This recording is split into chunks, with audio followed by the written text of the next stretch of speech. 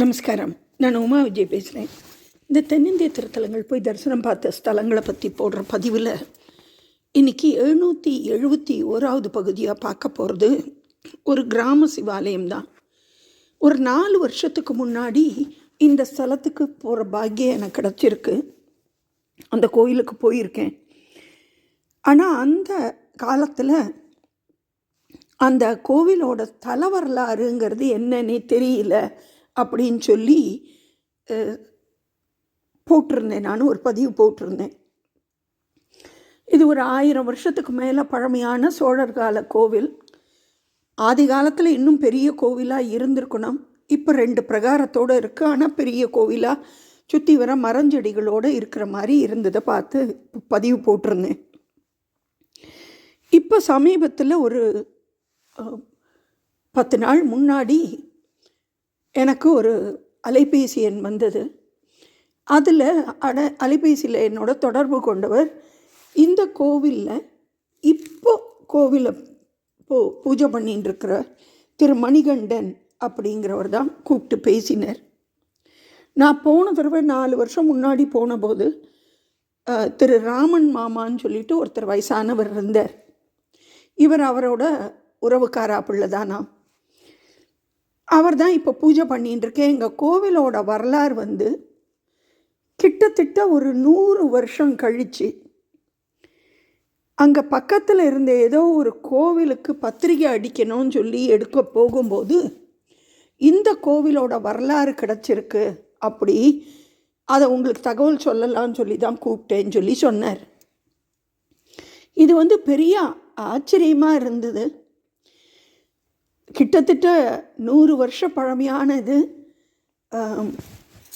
அந்த கோவிலோட வரலாறு இப்போ சமீபத்தில் கிடைக்கணும்னா அது ஈசனோட அருள் இல்லாட்டி நடக்காது. அந்த கோவிலை பற்றி தான் நான் இன்றைக்கி போட போகிறேன். இந்த கோவில் எங்கே இருக்குது, இந்த கோவிலோட ஸ்தல வரலாறு என்ன சிறப்புகள்ங்கிறது நான் போய் பார்த்ததுலேருந்தும் இப்போ இவர்கிட்டேருந்து தெரிஞ்சின்றதையும் உங்களோட பகிர்ந்துக்கிறேன். இந்த ஊர் பேர் வந்து பெரும் பண்ணையூர். இந்த பெரும் பண்ணையூருங்கிறத பற்றி ஆதி காலத்து பாட்டு ஒன்றுத்தில் இங்கண் நாட்டு பண்ணூர் அப்படின்ட்டு இருக்குது. இங்கண்கிறது தான் இன்றைக்கி எண்கண் சொல்லி அழைக்கப்படக்கூடிய ஒரு முருகரோட ஸ்தலமாக இருக்குது. 8 கண் எட்டுக்குடி எண்கண் புறவாச்சேரி 3 பிரசித்தி வாய்ந்த கோவில்கள். 3 கோவில்லையும் இருக்கக்கூடிய முருகர் வந்து ஒரே சிற்பியால் வடிவமைக்கப்பட்டது. அந்த இங்கண் நாட்டு பண்ணூர், அந்த இங்கண் எனக்கூடிய எண்கண்ணுக்கு பக்கத்தில் இருக்கக்கூடிய நாட்டு பண்ணூர் தான் பெரும் பண்ணூர் அப்படின்னு மாறி இருக்கு அப்படின்னு சொல்லப்பட்டது. ஆனால் இப்போ கிடைச்ச வரலாற்று பிரகாரம் பார்த்தேன்னாக்கா மகாபாரத போர் நடக்கிறது. பார்த்திபன்கிற அர்ஜுனன் கௌரவ படையோடு எதிர்த்து அவர் போரிடுறதுக்கு போனோம். அப்போது பாசுபத அஸ்திரம் வேணும்னு சொல்லி சிவனை வணங்கி அவர் கேட்குறார். அந்த பாசுபத அஸ்திரத்துக்கோசரம் அவர் வந்து தபஸ் இருக்கார். அந்த தபஸ் இருந்த இடம் இந்த இடம் அப்படின்னு சொல்லப்படுறது. இந்த தபஸ் இருந்த இடத்துல பார்வதி தேவி அப்போ கைலாசத்தில் கேட்குறாளாம், அர்ஜுனனுக்கு அந்த பாசுபத அஸ்திரத்தை வாங்கிக்கிறதுக்கு உண்டான அந்த சக்தி இருக்கா, அந்த அளவுக்கு வீரம் வாய்ந்தவரா பார்த்துட்டு கொடுக்குறலான்ட்டு தன் கணவன் ஈசன்ட்ட சொல்கிறாளாம். அதனால் பார்வதியோட சந்தேகத்தை போக்கணும்னு சொல்லிட்டு அவர் தன்னோட மச்சினரான மகாவிஷ்ணு கிட்ட நீங்கள் வராக அவதாரம், அதாவது பன்றி ரூபமாக அவதாரம் எடுத்து இந்த பகுதியில் தபஸ் பண்ணின்னு இருக்கக்கூடிய அந்த அர்ஜுனனுக்கு எழுத்த மாதிரி போங்கோ அப்படின்னு சொல்கிறாராம். உடனே மகாவிஷ்ணுவும் அர்ஜுனனோட தபஸை கலைக்கிறதுக்காக வேண்டி பன்றி ரூபத்தில் அந்த இடத்துல ஓடி போகிறாராம். தன்னோட தபசை கலைக்க வந்த பன்னியை பார்த்த உடனே தன்னோட கையில் இருந்த வில்லையும் அம்பையும் எடுத்துட்டு அந்த பன்னியை துரத்திட்டு போகிறாராம் வேட்டையாடுறதுக்காக வேண்டி. அப்போது வேடுவன் வேடத்தில் ஈசனானவர் மகாதேவன் தானே வேடுவனாக வரார். அர்ஜுனன் அம்பை எழுதுறதுக்கும் அந்த பன்றி மேலே ஈசனும் ஒரு அம்பை எய்துறார். எய்துட்டு நான் என்னோட அம்புனால தான் இந்த பன்னி தவறி போச்சு, இந்த பன்னி எனக்கு தான் சொந்தம்னு சொல்கிறார். அர்ஜுனன் இல்லை இல்லை என்னோட வில்லுனால தான் சொல்கிறான். அதில் அவள் 2 பேருக்கும் வாக்குவாதம் வருது. வாக்குவாதம் வந்தோடனே போர் புரியலாமான்னு சொல்லும்போது அர்ஜுனன் ரொம்ப வீரத்தோட வேடனாக வந்திருந்த ஈசனோடைய போர் புரிகிறாராம். அப்போ அதை பார்த்து மகிழ்ந்து பார்வதியும் இறங்கி வந்தபடியா ஈசன் இந்த ஸ்தலத்தில் ரிஷபாரூடரா அம்பாளோடு சேர்ந்து அர்ஜுனனுக்கு தபமணின்னு இருந்த அர்ஜுனனுக்கு காட்சி கொடுத்தார். பாசுபத அஸ்திரத்தையும் இங்கே கொடுத்தார் அப்படின்னு சொல்லப்படுறது தான். இதே வரலாறு நமக்கு சிதம்பரம் கிட்ட இருக்கிற கோவில்லையும் இருக்குது. விஜயமங்கைங்கிற ஊர்லேயும் இதே பாசுபத அஸ்திரத்தை வாங்கின வரலாறுங்கிறது இருக்குது. இந்த கோவிலில் சுவாமி அர்ஜுனனுக்கு கைலாச காட்சி கொடுத்தபடியா அவர் கைலாசநாதராகவே இங்கே காட்சி தரார். பேரும் கைலாசநாதர். கிழக்க பார்த்த கோவில் தான், சுவாமியும் கிழக்க பார்த்து இருக்கார். அம்பாள் தெற்க பார்த்து தனி சன்னதியில் பிரகன்நாயகி அம்பாள் இல்லாட்டி பெரிய நாயகி அம்பாள் அப்படின்ட்டு இருக்கா. இந்த கோவிலுக்கு வாசலில் பெரிய கோபுரம் எதுவும் கிடையாது. வெளியில் இந்த படத்தில் போட்டிருக்கிற மாதிரி மேலே சுதை சிற்பத்தில் ரிஷபாரூடர சுவாமி இருக்கார். அம்பாளோட இடது பக்கத்தில் பிள்ளையாரும், சுவாமிக்கு வலது பக்கத்தில் பிள்ளையாரும், இடது பக்கத்தில் முருகருமா இருக்கா. அவளை தாண்டின்னு நம்ம உள்ளே போனோன்னா பலிபீடம் இருக்குது, நந்தி மண்டபம் இருக்குது. அதையும் தாண்டி போகும்போது ஒரு பிள்ளையார தரிசனம் பார்க்க முடிகிறது. இடது பக்கத்தில் பிள்ளையார தரிசனம் பார்த்துட்டு உள்ளே போனோன்னாக்க கைலாசநாதர் சுவாமி ரொம்ப சின்ன சுவாமியாக தான் இருப்பார். ஆனால் கீர்த்தி ரொம்ப பெருசு. அந்த சின்ன மூர்த்தியாக நமக்கு அருள் பாலிச்சுருக்கார்.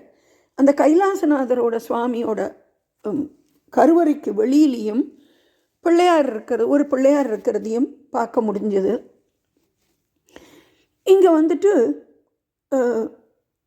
நம்ம சுற்றி வரோம், வெளியில் 2வது பிரகாரத்துக்கு வரோம். இங்கே சுவாமியோட கோஷ்டத்தில் பார்த்தேன்னாக்கா பிள்ளையார் இருக்கார், தட்சிணாமூர்த்தி, துர்கை, அப்புறம் சண்டிகேஸ்வரர் இருக்கிறத பார்க்க முடிகிறது. அந்த சுற்றி வர்ற பாதையில் இங்கே கங்கையை பார்க்க முடிகிறது. இங்கே இந்த ஸ்தலத்துக்கு வேண்டிண்டு பூஜை பண்ணினா காசிக்கு போக முடியாதவா கங்கைக்கு போய் பார்த்த பலன் உண்டு. காசிக்கு சமமான ஸ்தலம் சொல்லப்படுறது. இங்கே காவிரி ஆறோட கிளை நதியான சோழ சூடாமணியா இது ஆறு தான் ஓடுறது. அதாவது குடமுருட்டி ஆறோட சோழ சூடாமணி ஆறுன்ட்டு ஓடுறது. இந்த கோவிலோட வடக்கு பாகத்தில் கங்கை இருக்கா. அதனால் உத்தர பாகத்தில் இருக்கிறபடியா இது உத்தரவாகினிங்கிற மாதிரியே இங்கே கங்கை இருக்கா. இங்கே கங்கை என்னத்துக்கு வந்தது அப்படின்னு பார்த்தோம்னாக்கா எல்லாரும் தன்கிட்ட குளித்து அவளோட பாவத்தை விட்டுட்டு போகிறா. அந்த பாவங்களெல்லாம் நீக்கணும்னு சொல்லிட்டு கங்கை இந்த ஸ்தலத்தில் சுவாமி கிட்ட கைலாசநாதர் பிரகன்நாயகி அம்பாள் சமேத கைலாசநாதர்கிட்ட வேண்டிண்டாளாம். இந்த அம்பாள் கங்கை இருக்கிற சந்நிதியில் பார்த்தேன்னாக்க 2 இன்னும் சுவாமி சின்ன சின்ன சுவாமி இருக்கா. அவள் யாருன்னு பார்த்தேன்னா இந்த ஊரோட கிராம தேவதைகள் இங்கேயே சேர்ந்து இருந்து, அதாவது கங்காதேவி, பிடாரி அம்மன், திரௌபதி அம்மன் 3 பேரும் சேர்ந்து 3 தேவியாக ஒரே இடத்துல காட்சி தரா. இன்னும் ஒரு விசேஷம் என்னென்னா இந்த ஊரில் தனியாக பெருமாளுக்குன்னு கோவில் கிடையாது. ஈசனோட கோவில்லையே பெருமாள் இருக்கார். அதனால் சிவன் கோவில்லையே பெருமாளுக்கு உண்டான இந்த புரட்டாசி மாதத்தில் வரக்கூடிய சனிக்கிழமைகளில் பூஜைகள், அன்னதானம் எல்லாம் இங்கே சிறப்பாக நடக்கிறது. சிவனுக்கு உண்டானது தவிர சிவனுக்கு பிரதோஷம், மகா சிவராத்திரி, அன்னாபிஷேகம் எல்லாம் நடக்கிற மாதிரி பெருமாளுக்கு உண்டானதும் இந்த சிவன் கோயிலே நடக்கிறது ரொம்ப விசேஷமாக இருக்குது. இங்கே 2 ஸ்தல விருட்சம் இருக்குது. ஒன்று சிவனுக்கு சிவனோட சன்னிதானத்துக்கிட்ட அங்கே ஈசான்யத்தில், சுவாமி சன்னிதானத்துக்கு ஈசான்யத்தில் பில்வ மரம் இருக்குது. அதுக்கப்புறம் பார்த்தேன்னாக்க அம்பாள் சன்னதிக்கு எழுத்த மாதிரி ஸ்தல விருட்சமாக மகிழ மரம் இருக்குது. மகிழ மரத்துக்கு வகுளம் அப்படின்னு சொல்லுவாள். இந்த வகுள மரம்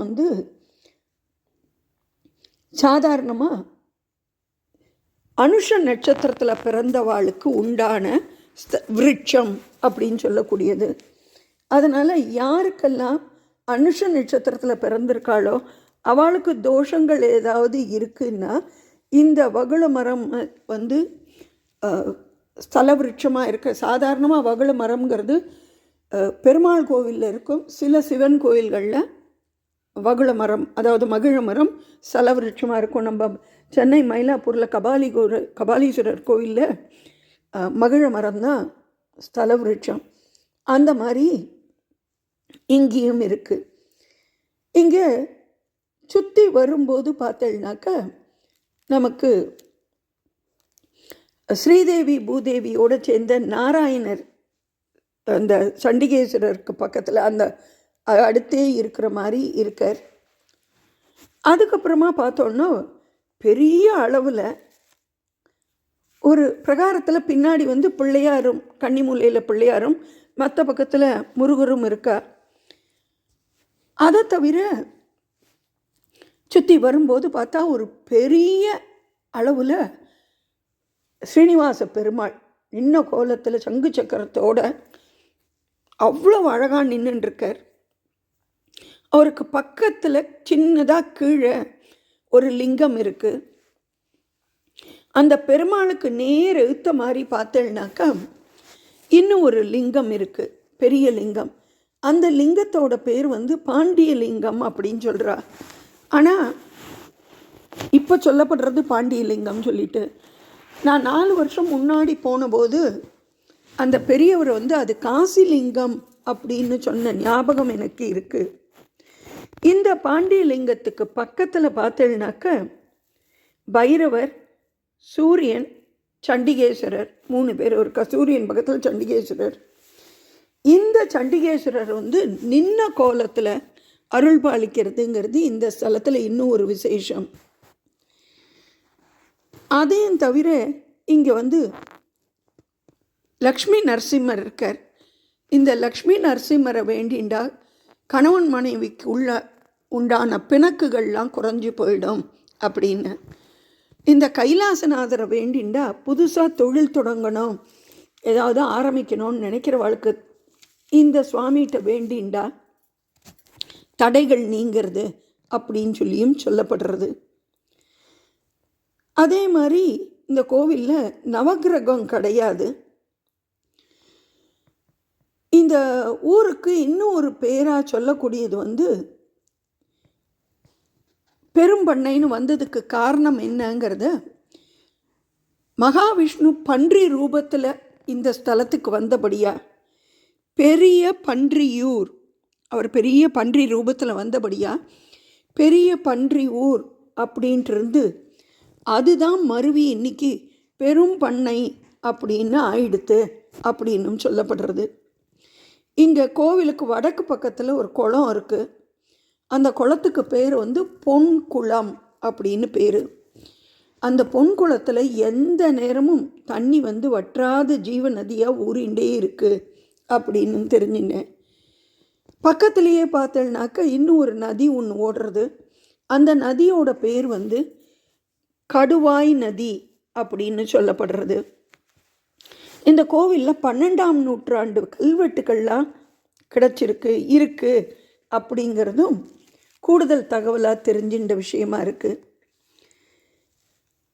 இந்த கோவில் எங்கே இருக்குதுன்னு கேட்டேன்னா, திருவாரூர்லேருந்து குடவாசலுக்கு போகிறேன்னா 14-15 கிலோமீட்டர் தூரத்தில் காப்பனாமங்கலம்ங்கிற இடத்துக்கிட்ட பஸ்ஸில் போகிறவாளுக்கு அங்கே இறங்கிண்டா அங்கேருந்து வடக்கு பக்கத்தில் ஒரு 1 கிலோமீட்டர் போனோன்னா இந்த பெரும்பண்ணையூருங்கிற ஊருக்கு போகலாம்.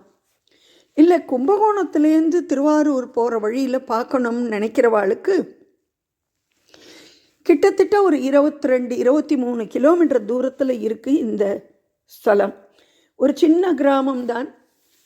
கோவில் வாசல்லையே அகரகாரம் அங்கேயே குருக்களாக இருக்குது. நம்ம அங்கே போயிட்டு ஃபோன் பண்ணி சொல்லிட்டு போனாலும் பார்க்கலாம். வெளியூர்லேருந்து பூஜை சாமான்கள் எல்லாம் வாங்கிட்டு போகிறதுங்கிறது சௌகரியமாக இருக்கும். என்கண்கிற ஸ்தலத்துக்கு வர்றவா நிறைய பேர் இருக்கா. அங்கேருந்து இந்த ஸ்தலங்களுக்கும் இப்படி பக்கத்தில் இருக்கக்கூடிய காப்பனாமங்கலம், இந்த பெரும்பண்ணையூர் அதெல்லாத்தையும் போய் தரிசனம் பார்த்தா அந்த சுவாமியை பார்த்த புண்ணியமும் நமக்கு கிடைக்கும். அந்த ஊரில் இருக்கிற சிவாச்சாரியார்களுக்கும் ஒத்தாசையாக இருக்கும். இந்த கோவிலில் இப்போ பூஜை பண்ணிட்டு இருக்கிற ஒரு பேர் மணிகண்டன்னு. அவரோட அலைபேசி என்னன்னு நான் உங்களோட பகிர்ந்துக்கிறேன். 9478787465. இன்னொரு தடவை சொல்கிறேன். +91 9488787465. இந்த பெரும்பண்ணையூருங்கிற ஊரில் பிரகன்நாயகி அம்பாள் சமேத கைலாசநாதரை பார்த்து அவளோட அருளை பெறணும் எல்லாருமே அப்படின்னு சொல்லி இந்த பதிவை நான் முடிக்கிறேன்.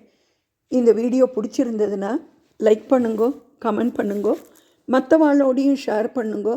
யாரெல்லாம் அந்த பக்கம் போகிறாலோ இந்த மாதிரி கிராம கோயில்களை போய் பார்க்குற பாக்கியம் அவள் கிடைக்கும். அதோடு இந்த கோவிலில் இப்போ கும்பாபிஷேக வேலைகள் நடக்கிறதுங்கிறதும் இப்போ சமீபத்தில் நான் தெரிஞ்சின்ற விஷயம். அதுக்கு யாராவது உதவி பண்ணணும்னு நினச்சாலும் நீங்கள் இவர் மணிகண்டன் மாமாவை கூப்பிட்டு பேசிட்டு கோவிலுக்கு என்ன தேவையோ உங்களோட உதவிகளையும் நீங்கள் செய்யலாம். நமஸ்காரம்.